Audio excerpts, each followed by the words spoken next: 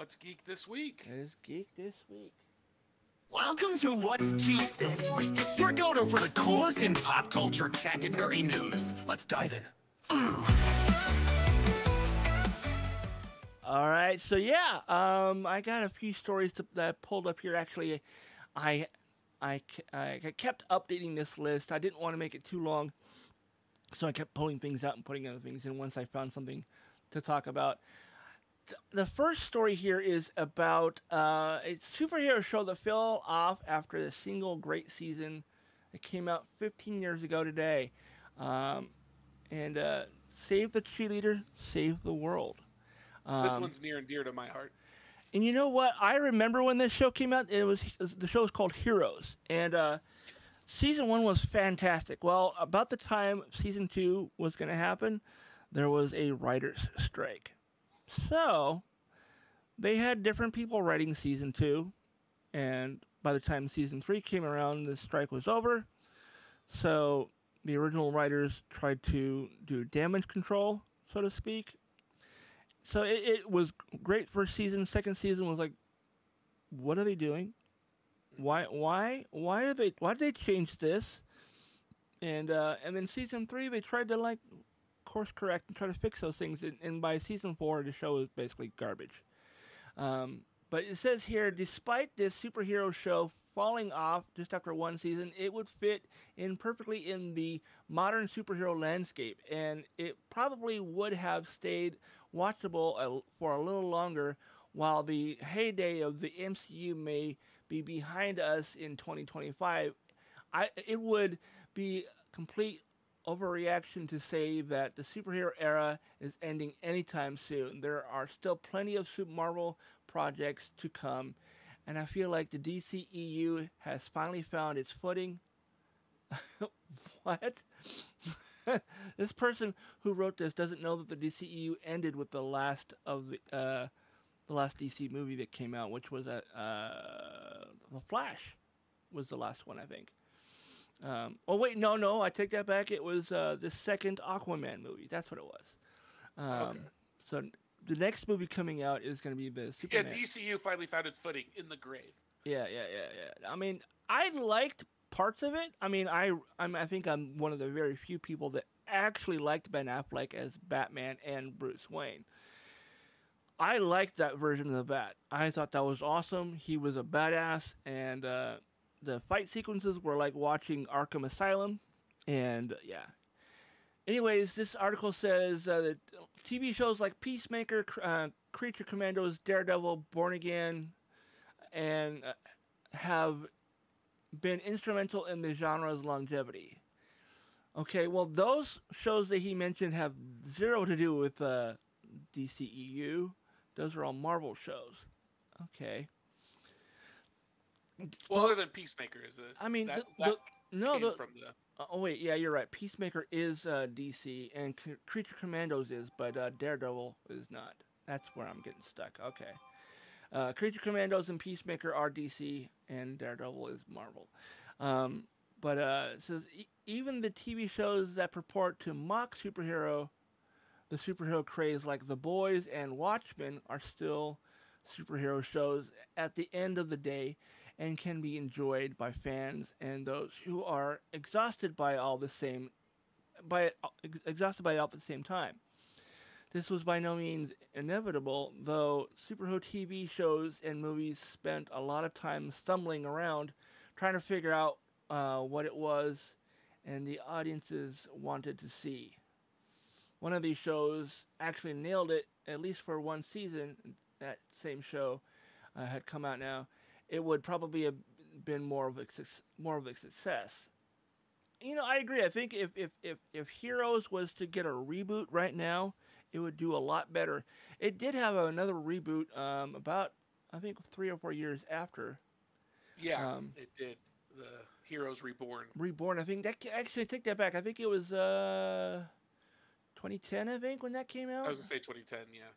So yeah, I loved Heroes. The first season is amazing. It's basically like a grounded, realistic take on like rebooting the X-Men. Yeah. And it was done in a mysterious way, like where it was things would unravel and you'd find out new people with new powers and how this was coming about. And there's the eclipse that starts things off, and it was I was so in. And in fact, I loved it so much I ended up watching the whole thing. I ended up liking season 4 a lot. It's season 4 or season 5 where they have the actor. I don't know his name, but he's a really awesome actor who plays a Irish carny. Yeah, that was season 4. I thought. Did they have a season 5? There was more than I thought there was. I think there's only 4 seasons total. Because like the first season, which was amazing. Season 2, which was like why. Season 3 was trying to fix season 2, and then 3. And then season 4 was all about the carnies, the cheerleader going off to college and the carnival thing. And like, what I loved about season 4 was it was a really great indictment of like how a popular charlatan gets power from collecting individuals, and the more people he can bring together, the more powerful he becomes. And I thought that was a nice cult leader type. It actually has a lot of parallels to Trump nowadays, but I don't think that's not who they were going for at the time. Dude, anytime in the last few weeks, anytime I've watched Star Wars, any of the Star Wars shows where they're dealing with the Empire, I'm like, oh my god, the fascists are it's like everything that the Empire is doing in the movies and in the shows is exactly what's going on right now with our government. It's crazy. So, and I saw those memes that are like, 30 and 40-year-olds are finally understanding why the Trade Federation and everything was so important in the prequels. Right. I'm trying to find there because of the popularity of Heroes. There was a comedic songwriter, the great Luke Ski. He had a couple different songs that referenced that show, and I'm trying to remember the name of the songs. One of which was let's see, compilations. There's more to this guy than that. Why is it okay? There is was it it was a parody of Looking for a Hero. Looking for a hero. Ba-da-da-da-da. Oh. And it was basically the character Hero from the show Heroes. Yeah. The little Japanese guy. Yeah. But Hiro Yamamoto, I know his character. I know the actor from Scrubs as well. The cast of Heroes was stacked. I mean, you had Hayden Panettiere, you had the guy he went on to do the Rocky reboot as Rocky's son, and then he's the dad in This Is Us. I can't remember his real name. Milo something. Milo no, that's Fez. But yeah, his first name is Milo. I can't remember. His last name is very Italian sounding. So yes. And then the guy who plays the bad guy in season 1 went on to become Spock. Okay, I remember the name of this. I remember the name of this song. So the Great League Ski did a song called Spock Star, and it's all about Siler from Heroes, and mostly about the actor himself, and Zachary Quinto, is that his name? Yeah, the actor's name is Zachary Quinto. If you go to lukeski.bandcamp.com, you will be able to listen to that song. I don't want to play it on here because I don't necessarily know if I can do that. But you can listen to all of Luke's music on his Bandcamp, and I've been a fan of his since the early 2000s. He was a teenager when he started doing comedy music and doing song parodies. So a lot of his song parodies are really funny. Some of which I get the idea what he's trying to do, and sometimes those are cool and all, but yeah, some of them were not great. But overall, I enjoyed his music enough to buy the entirety of his catalog off of Bandcamp. He posted about it a couple years back. Hey, if you like my music, my entire catalog is available for purchase on my Bandcamp, and click on this, and I went in there and I was like, I can get all of his albums for this much money, and it was like $45-$50. And I was like, yeah, fuck, I'll buy it. I mean, I like maybe a total of 10 songs, all the songs I've heard, but of the albums rather, not the songs. I like a lot of his music, but there's a few songs that were like, I get what he was trying to do, but it was not executed well. So, and I think those were also probably his earlier albums too. So now before we go too much further here, we don't want to bury the lead on this thing. So what this story is getting to is that Heroes is returning. oh, is it? I didn't get that. It does have a boot up. Yes. So nice. This time as Heroes Eclipse. Not Nice. much is known about this reboot series except that the original writer, Tim Kring, is returning, so that's a big deal. Sweet. And some characters from the original series have been teased to return. Whether it will be a soft or hard reboot is up in the air, but one thing I am sure of is that this is in this era of superhero TV shows, the Heroes reboot is going to find more success now than it did previously. Oh, I hope so. Yeah, no doubt. I mean, yeah, I should have read the whole thing before I started like going off on a tangent. But yeah, no, that's cool, man. Yeah, I'm looking forward to that now because like when we were between shows here a couple of years ago, I got my wife to watch the first season and we ended up watching the whole thing, all 4 seasons. Yeah, I need to go back and rewatch it. It's been probably 10 years since I've seen any of it. I tried watching the second iteration. And I think I got 3 episodes in. I'm like, yeah, I don't like this nearly as much as I like the original. Yeah, we did not watch the Heroes Reborn. We did not watch that. I mean, it went back and you got to see like the cheerleader and her dad, in a few episodes, and then you got to see Grunberg playing the cop again. And I don't remember what his special powers were. He was like the main character of the new one. Was Matt? Yeah. Yeah. And he could read minds. That's what it was. Yeah. Like he got kind of big at that time too because he also had there was the Xbox 360 launch game that he was the main character of. Oh, okay. I didn't know that. I do know that he had Criminal Origins. He had a podcast / TV show with Kevin Smith where they just did pop culture stuff. And oh, interesting. That'd be I'd like that. I like both those guys. Right. All right. Next story we have here is looks like hold up. Let me pull it back up.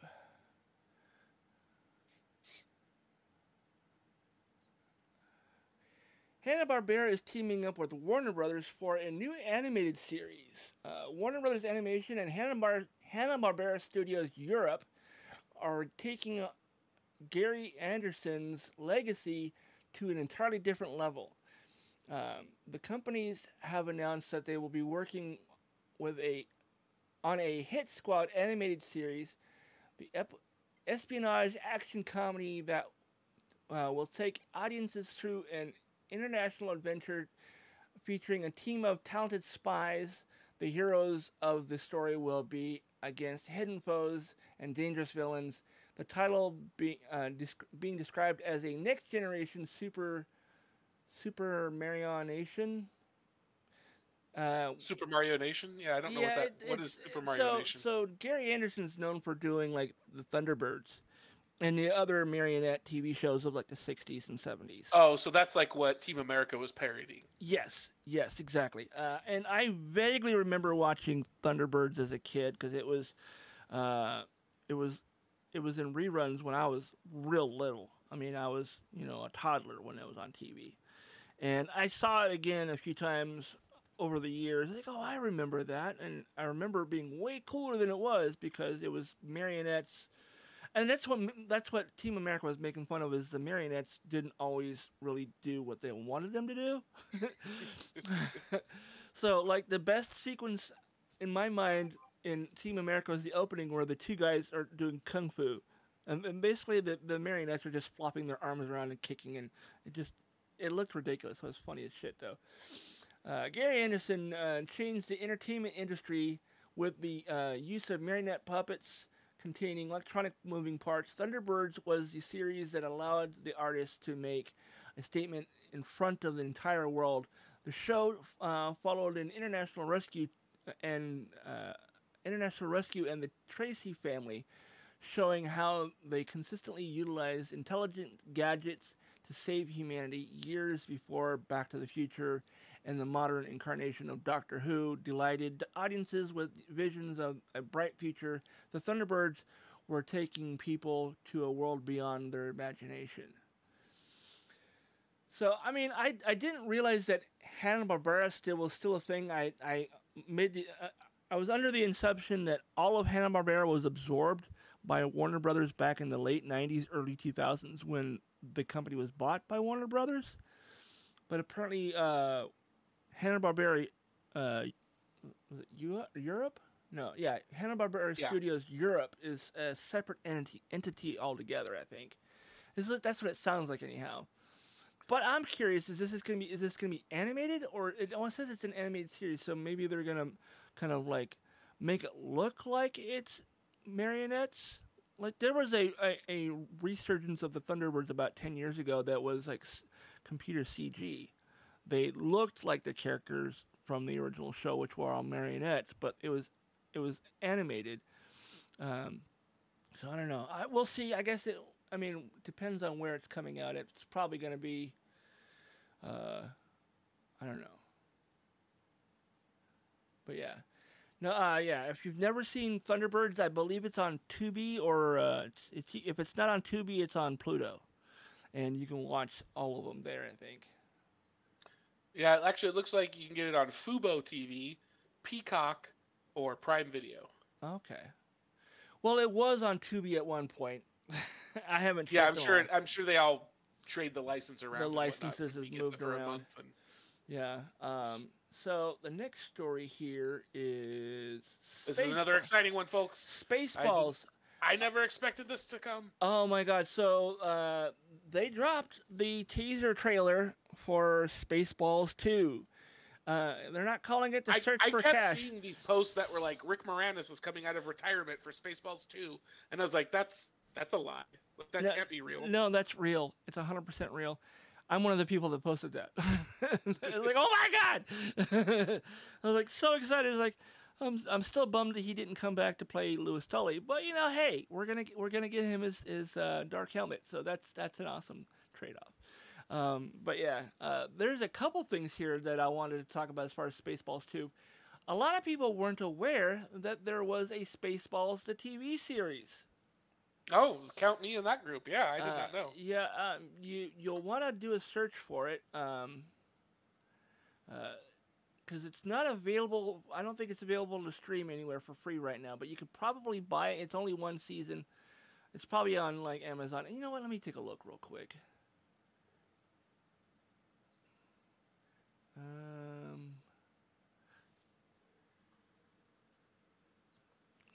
But just while you're looking that up, I'll note here that it's going to be directed by Josh Greenbaum. The screenplay comes from Benji Samit, Dan Hernandez, and Josh Gad, with Gad also pulling triple duty as co-writer, producer, and star. Okay, so the Spaceballs TV series is available for purchase on Amazon, Fandango, and Apple TV.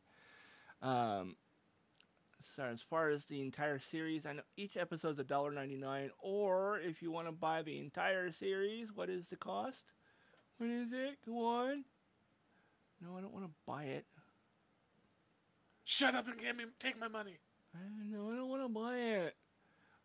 It's not giving me an option to. It's free. Available to buy. Well, I guess you can buy them individual episodes. That usually they give you an option to buy the whole series, but it's not. It's not letting me do that. What the hell? All right. Anyways, you can buy it on those platforms, and I think it's at the very least buy the first episode for $2, and if you like it, buy the rest of them because it was. As I remember, it was on Fox, I think, on TV, and then it was on Hulu for a long time, and then it disappeared entirely. So, but this is what it says here: everything we know so far about the Schwartz Awakens, which is what they're calling this second movie. After nearly 4 decades of fan speculation, internet jokes, and wishful thinking, it's finally real. Spaceballs 2 is officially happening, as reported yesterday by us with the first teaser, us being geeksersexy.net. And great website. Lots of cosplay photos. Is this some sort of Gooner site you got me on? No, I don't think so. The film is now confirmed. Any site's a Gooner site if you're desperate enough. Right? I mean, if it's something you're into, right? Rule 34 of the internet: if it exists on the internet, there's a porn version, no exceptions. That's a real thing, folks. The film is now confirmed to be titled Spaceballs 2: The Schwartz Awakens, and it's heading to theaters in 2027, just in time to celebrate its 40th anniversary. The 40th anniversary of Mel Brooks' original sci-fi parody masterpiece. Stepping behind the camera is Josh Greenbaum. The screen, as Doug said all these things already, I'll go ahead and skip that. And it says here, speaking of Brooks, he's back at it at 98 years old. That's insane. Right? 98. I remember hearing him on his very first podcast interview. And in the first 15 minutes or probably 20 minutes is him asking about, are you making money with this? How do you make money with a podcast? How hard is it to do this? Can I do this? And he's like, not really. You kind of can. Sure. And if you really want to. I think if anybody wanted to just start a podcast and instantly start making money off of it, I think Mel Brooks is one of the people that could do it. I think if he was to do like radio play type stuff, he could easily make a killing off of subscription based podcast. So I think if he just sat down and was like, okay, today I'm going to talk about the process I had making this movie, and then another episode he does another movie. You know what? I think people would listen to that. It might already be a thing. Just him talking about whatever's going on, or like if he was to be one of those guys who would sit on his porch and just tell you stories about when I was your age, I would absolutely subscribe to this. Mel on his porch, yeah. But it says here, Porch Melly.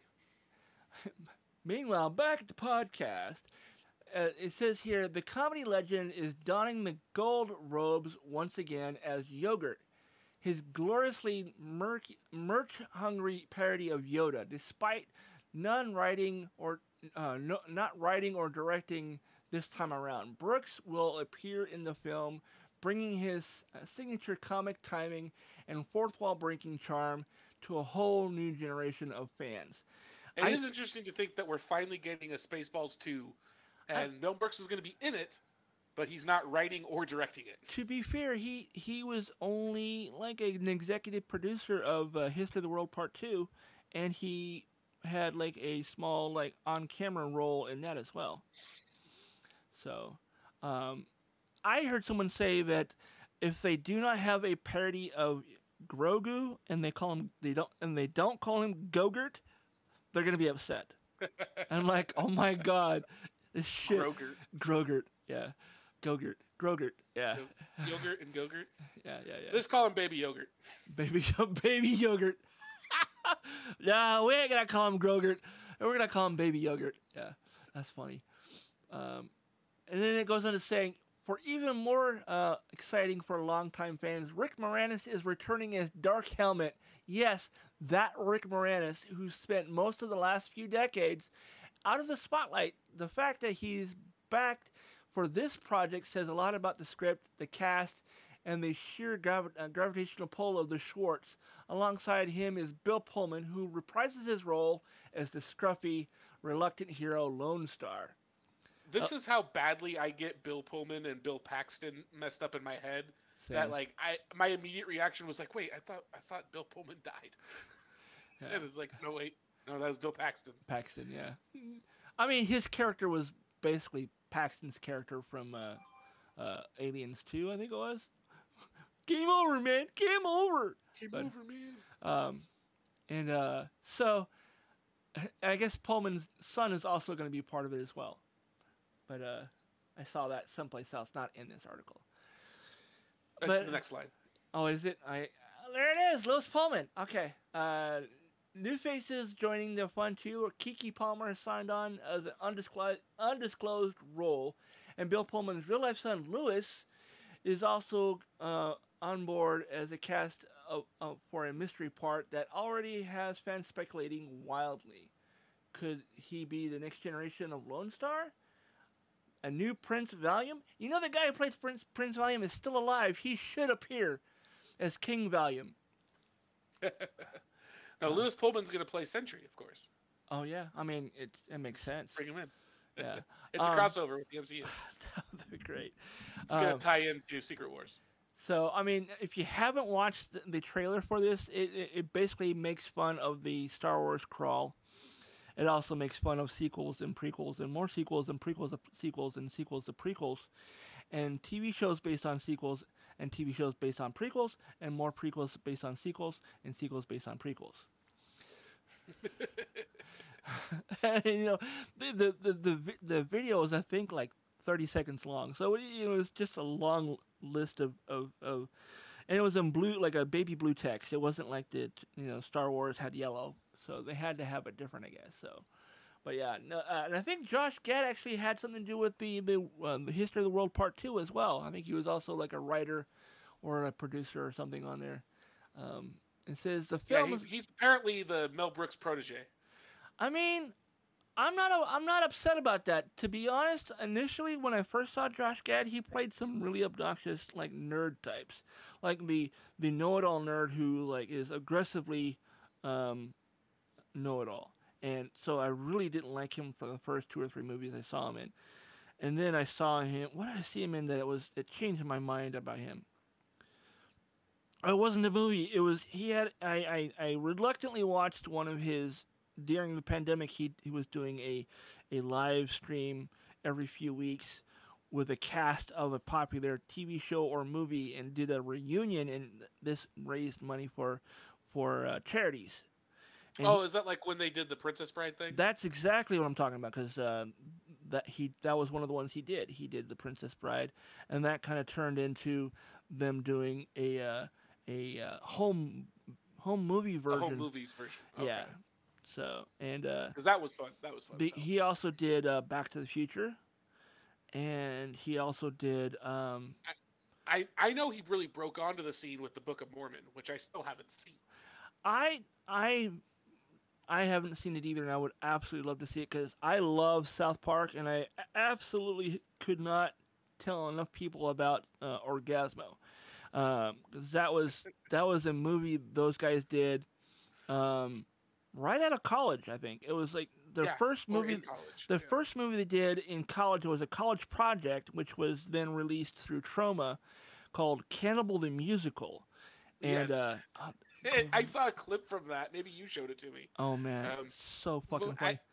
I couldn't believe how it's like damn he can actually like Trey can actually sing. Oh dude, he's an amazing singer. Actually, all of them are really good singers. If you haven't seen the 25th anniversary show for South Park, it was a concert at Red Rock, and they did all the songs from South Park. Nice. I did not see that. Yeah, you should definitely check that out. Anyways, I think that's good enough. I mean, we're all excited about Spaceballs 2: The Schwartz Awakens, and I cannot wait to see it. It is definitely going to be one of those things. It's going to be I'm going to have money set aside to be able to watch it, because I generally don't have money to go see movies anymore. Let's see here. The next thing I had here was coming next month on I think it's 40th anniversary? Yes, just in time for the 40th anniversary, the 1980s favorite, Mask, is back with brand new toy line courtesy of the Loyal Subjects, and pre-orders are opening up soon in July. Comicbook.com debuted your first look at the relaunch of the Mask line, and now we've got your exclusive first look at the snazzy new packaging for the Mask debut wave. Basically, it looks exactly the same as the original, I think. I think I'm going to have to buy at least one. I don't know if I'm going to be able to afford any of them, because it being a 40th anniversary, I'm sure they're going to be inflated prices. Never mind that the fact that they're probably made in China and will be imported, so tariffs will take all of my money on that. I have 2 or 3 of these to this day. Actually, in the last 3 years, I bought two of them at various conventions I've been to. One of which was Thunderhawk, which is the Camaro Z28 with the gull-wing doors. I don't have the action figure for it, but I have the car, and I have the Bronco. I don't remember the name of that one, but and I almost bought Condor, which was the crotch rocket motorcycle, the yellow slash helicopter. It turns into like a personal helicopter, yeah. And I want to get that one again. I want to get all of them actually, but I don't know if I'm going to be able to afford it, depending on how expensive these things are. It doesn't say, and in the Big Bad Toy Store is going to have them. So if you're not familiar with Big Bag Toy Store, it is an amazing website, and they will take all of your money for your childhood. I originally found this website 20 years ago, and I bought a MP3 player that was a transformer. It was Soundwave, and it was an MP3 player. It looked just like the original toy. There were some slight differences. And it transformed like the original toy. But the only difference was instead of having the space for the tapes cassettes to go in his chest, it had a slot there for a mini SD card slot. And which is now it's obsolete. In fact, you'd have to find a micro to mini converter in order to put anything on it. And all the instructions were in Japanese, so I didn't know how it worked. I had it. I ended up selling it. But anyways, this website is awesome. If you've never been to BigBadToyStore.com and you like you're of a certain age and you want to reacquire some of the toys you had as a kid that you no longer have, or you want one that you can keep in a box even though you still have the original, you can buy them here. You're gonna be paying a lot of money. No doubt. Yes. All right, back to the stories. I think I'm getting a little brain fog because it's warm in here. I should turn my fan back on. I got a little worried that my fan was too loud. All right, I turned that back on. The next story here is Cartoon Network. Apparently, a Cartoon Network animator is talking about maybe a revival of his show. And it was a show that I was only mildly aware of when it was on air, but found it years later, and I was like, this is a great show. Why did this go away? The show is called Megas XLR, and it's about this guy from New Jersey who finds a giant... he finds a giant mech in, like, the local, like, dump. A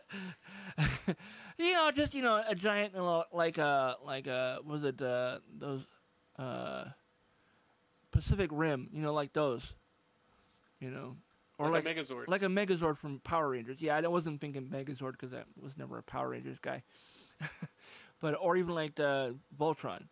So what he does is he finds the body of this mech, which is like 60 feet tall, and he puts I think it's I want to say it's like a GTO, or it's a muscle car either way. It may have been a generic looking muscle car. So he replaces the head of the robot with this muscle car and wires in a PlayStation controller to control the robot side of the thing. So he's like he's doing like an Ocean Titan thing. Except for this actually works, and well, more often than not, it works.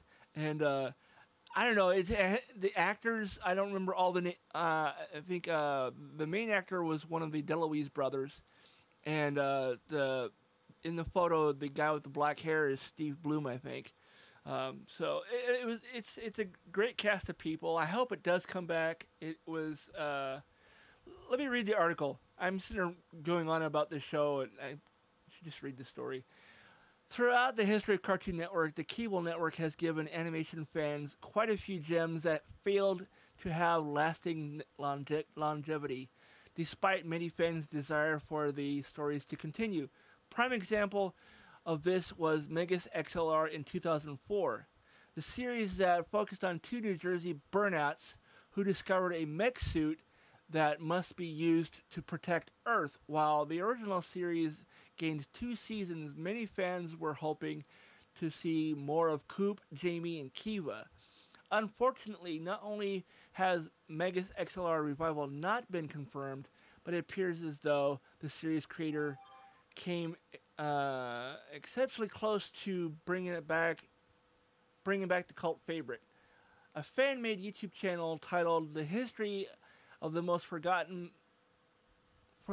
Forgotten Megas XLR." The co-series creator Jody Schaefer took the chance to comment on the series while he thanked the video creator for making the breakdown. Schaefer dropped the bomb regarding the potential revival. "Thanks for the shout out. Feels good knowing we aren't completely forgotten." Fun fact, due to international sales and iTunes, Megas made its money back. We got greenlit for a reboot a few years ago. Then David Zaslav took over. Oh, I can see where this is going. Fuck David Zaslav. When he took over WB and shut down the whole thing all over again. Wait, that fact isn't fun at all. Yeah, fuck that guy. So it's not coming, apparently. I hope things like us talking about it and this article will maybe reignite some things now that Zaslav has like split up the company again. Yeah, and we're getting HBO Max back, and HBO's coming back. Yeah. Apparently, this article is based on a Secret Galaxy video, so check out Secret Galaxy, everybody. Yeah. I'll have to subscribe to that channel. There's a bunch of different shows that came out around that time. That this one was a cool one, and then SWAT Cats was another one. And a couple of years ago, I got to meet one of the actors who was in that, and he was also one of the original 4 Ninja Turtles from the '87 cartoon. And I was like, "Wait, you were in that too? God, I love that show. I've been rewatching it recently." He was like, "How are you watching it? It's not anywhere on the internet." It's like, "It's on the Internet Archive." I mean, it was at the time that I told him this. I don't know if it's still there or not, but he goes, "I don't know if it's put there by Warner Brothers or whoever, but I watched it there." And I go, "If it's not supposed to be there, I'm sorry." I watched it. It was awesome. I really liked the show. I wish it would come back. But, sorry for watching your show. I mean, sorry for watching a bootleg. It was like I would much rather have watched it where he got residuals for it. You know what I mean? I felt bad for watching a bootleg and telling the guy that I watched a bootleg. So, all right. So back to the Word doc here, and Netflix previews Ghostbusters animated series at Annecy. Is that how that's pronounced? Annecy? I don't know. I see the word. I don't know. It's A-N-N-E. Where'd it go? It's an invented word for some sort of convention or show. I think it's a name of a convention of some sort. It says the annual Annecy International. Some nerds we are. It's an international animation festival that happened in France. So maybe it's a French word. And Netflix held a jam-packed studio-focused presentation highlighting the upcoming slate of animation projects. Among the announcement, one of the most exciting for Ghostbusters fans and was teased for the franchise's highly anticipated return to animation. Presented by Netflix's director of original animation, Dominique Bazet, the upcoming Ghostbusters series being developed in partnership with Sony Pictures Animation and Ghost Corps. Speaking to attendees, Bazet shared, "This is Ghostbusters like you've never seen it," while also confirming Netflix is working closely with Flying Bark Productions in Sydney, I'm assuming Australia, as well as a new team in Madrid. Okay, this is cool. Beyond these early visuals, which were shown exclusively to those at the presentation and further confirmation of Flying Bark's involvement. Not much else is known about the project. There is currently no premiere date or release window set, and fans hoping for a trailer or footage will likely have to wait a bit longer. As previously reported, Ghostbusters Afterlife and Frozen Empire filmmakers Jason Reitman and Gil Keenan serve as executive producers, while the show's showrunner, and fellow EP Elliot Kalin, best known for Mystery Science Theater 3000 and the Flophouse podcast. This week's NC event also reinforced the close ties between new Ghostbusters series and Netflix's wider animation slate. In fact, the upcoming animated spin-off of Stranger Things, Tales from 1985, or Tales from 85 rather, was revealed to have drawn major influence by the real Ghostbusters. Executive producer Eric Robles called the classic 80s cartoon his team's North Star, highlighting its perfect mix of silliness, occasional darkness, and guiding influence for the Stranger Things animated spin-off. Stay tuned to GhostbustersNews.com for further updates. Blah, blah, blah, blah, blah. I was hoping that there was going to be some release dates, damn it. This is, Foiled again. And Doug is like, you should just read these beforehand. It's like, the problem is I will read those things and forget everything I just read 10 minutes afterwards. So that's why I read it cold on air. So I get the same information you guys get, folks. All right. It's always a nice little journey to see where the story's going to go. and Doug is like reading ahead. He's like, oh, I hope he gets to this. I hope he gets to this. I hope he knows that this turns out to be a bad thing. It's not as cool as you thought it was based on the title of the article. All right, so now we're going to move on to That's Some Weird Shit.